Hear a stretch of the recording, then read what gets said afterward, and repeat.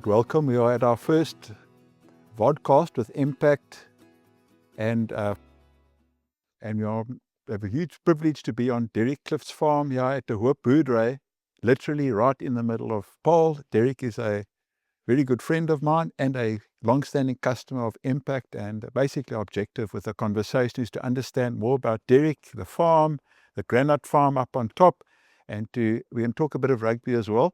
So Derek, perhaps we could kick off. How did the Cliffs end up here on this beautiful farm right in the middle of Paarl? A long story. And my great-grandfather emigrated to South Africa in the 1900s. And as a stonemason by trade, he started a company, J. Cliff Pty Limited. And 120 years later, he's still here. In 1959, this farm, which was for 9 generations and the Minnar family, came up on auction, and he bought the farm to secure the quarry that he was renting from the Minnars. My father, the younger of 3 brothers, was instructed in those days to start farming, and here we are, farming tribal grapes in the middle of Paarl. So Wonderful. The granite farms or quarry is just up the road. Yes, we're still quarrying granite. We've been doing it for close on, 40, 60 years already. And then we have a granite contracting business in Paarl as well. I see we've got some olives and, more importantly, some table grapes on the farm. How's that going? The table grapes has been a challenging year. But yeah, this is 90% of our business is table grapes. Got a bit of olives, and we dabble in a bit of wine as well. So we try to keep all the fires going, but it was a very challenging year this year, yes. Good, we've got Neil Hugo also joining us here. Neil's a rugby legend and been in the fruit industry for over 35 years. Neil, welcome here. Okay. Any questions from your side for Derek? Ja, nee, baie dankie. Ja, ek het vir Derek ken ek al van ons studente daar af. Ek het by sy pa op die plaas gekom, en Mike was een van die top drywe, produsente, kwaliteit. By daai jare, Derek, sal jy onthou, daar was 'n Jardine de Cap gewees, karton. En jy kon net 'n Jardine de Cap karton koop of pak, indien jy besondere kwaliteit gehad het. En as ek so na Derek se wingerde kyk, dan kan ek sien sy pa, hy's in sy pa se voetspore wat hy volg. So ja, nee, dis vir my ook baie lekker om hier te wees saam met Derek vandag. Ja, Derek, daai jare was dit Waltham Cross geweest, dan Banana, hoe die wêreld verander in 30, 20 jaar. Ja, Neil, my pa was 'n legende, saam met Anton Viljoen, Pieter Redlinghuis, Pieter Geldenhuis, is ou legendes in die bedryf. Hulle het die taalbedryf gemaak. So ja, perfectionist, was nie 'n maklike man nie. Maar ek het goed geleer wel. So dit was 'n voorreg om as 'n pa te hê. So.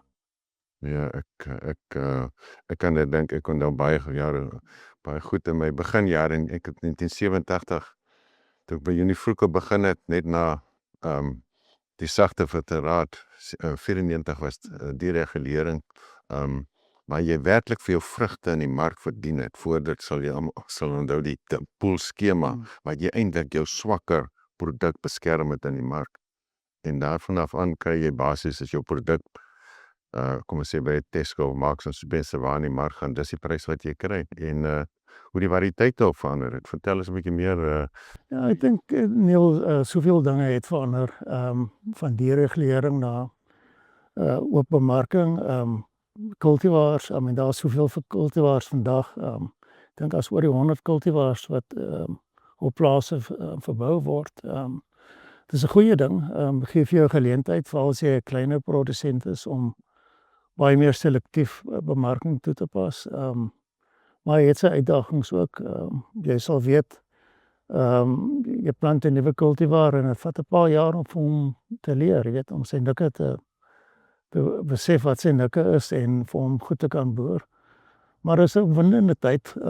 Ek dink om taalbedryf te boer is nie die maklikste boerdery nie, maar Ons produseer nou baie meer karton op 'n hektaar wat ons vroeë jare geboor het en daar bestaan nie meer ou kultivars nie. Alles is nuwe kultivars. En dit is 'n baie kompeterende bedryf. Die wêreldmarkte is baie mededingend. Maar jy leer aanpas en ons moes bitter vinnig aanpas. Ja. Dit en risiko. Risiko is 'n groot faktor in veral in taalbedrywe. Kry reën, pel kry dalk nie ideaal wat kom ons sê van die ander streke kry nie, maar hoe beperk jy jou risiko? Nee, dit is 'n moeilike een, hè. Weet jy gaan terug en vroeë jare was daar ook reën gewees. Maar weet daar's nuwe praktyke wat mense toepas. Ons gebruik baie plastiek seile wat ons oor die wingerde span net voor die druiwe vatbaar is vir reën. Maar dit is uitdagend. Maar jy leer maar op 'n jaarlikse basis om jou risiko te versprei. Byvoorbeeld toe ek begin boer het ek net 2 maande van die jaar gepak. Deesdae pak ek vir 3 maande van die jaar. So my seisoen strek van 2 Januarie regdeur tot die eerste week in April, weet. So jy probeer jou risiko versprei oor 'n langer periode. Maar dit is uitdagend. Ons kostestrukture begin al hoe meer uitdagend wees. Maar dis 'n opwindende bedryf. As dit goed gaan, dan gaan dit regtig goed en as dit sleg gaan dit regtig sleg. Maar ons het baie uitdagings wat ons nie eintlik oor beheer het nie. Waarvan die hawe 'n groot rol is. Ons logistiek is 'n groot probleem. Ons is almal besef dit. Maar weet baie keer dan wens jy het die ou manne hier gehad en vir raad kon vra. My pa het altyd in Engels gesê, sharpen your pencil, my son. So jy moet maar binne toe kyk en maar gaan kyk hoe jy maar die probleme en die risiko's kan beheer, jy weet.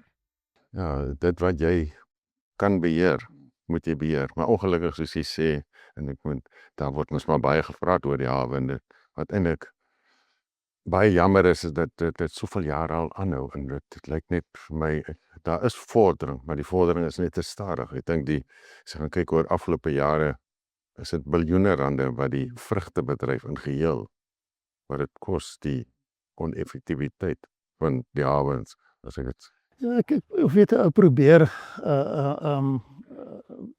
pragmaties wees. Ek dink jou verhoudinge wat jy het met jou uitvoerder, sy vermoë om logisties jou produkte kan verskuif is belangrik. So dit gaan oor verhoudinge wat jy het in die landboubedryf wat jou help om hierdie risiko 'n bietjie te bestuur.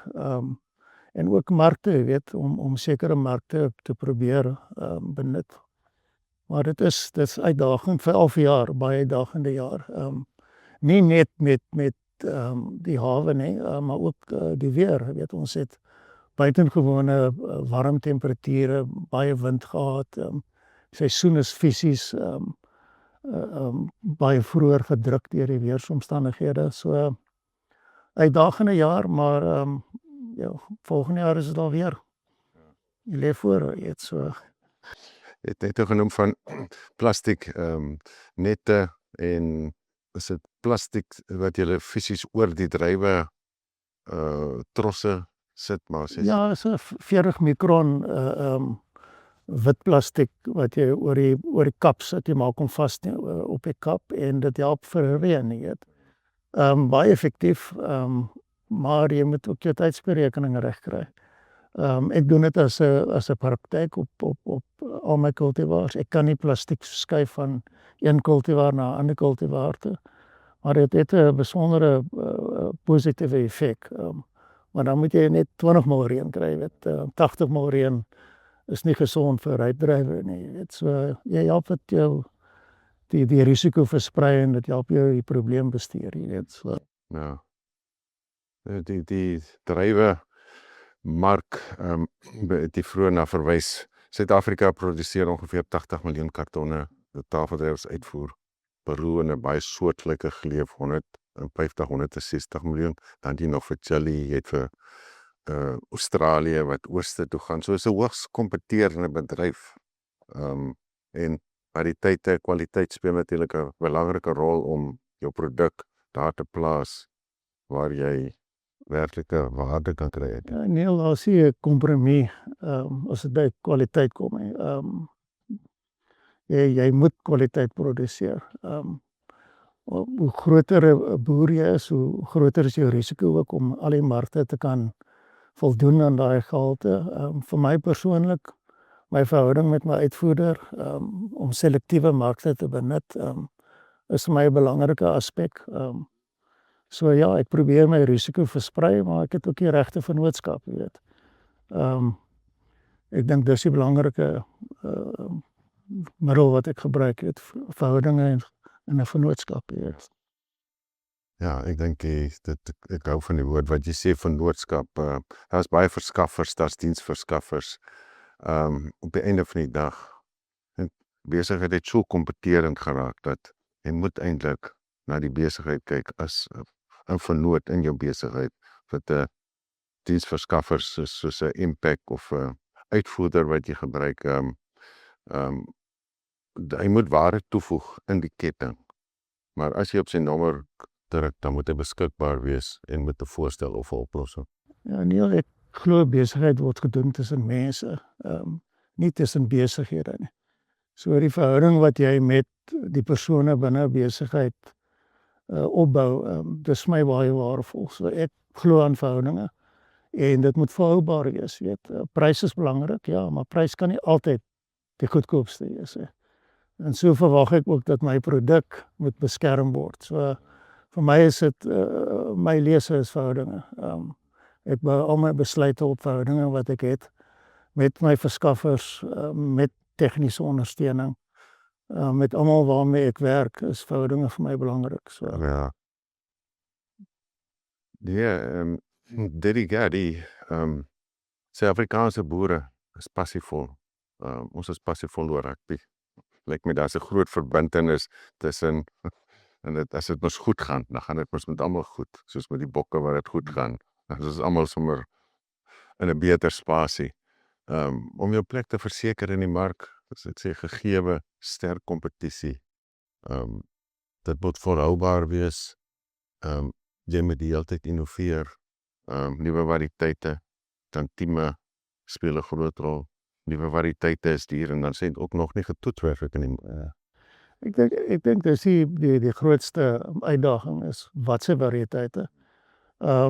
Maar daar's heelwat nuwe variëteite. Elke jaar is daar nuwe variëteite wat op die grond verbou word.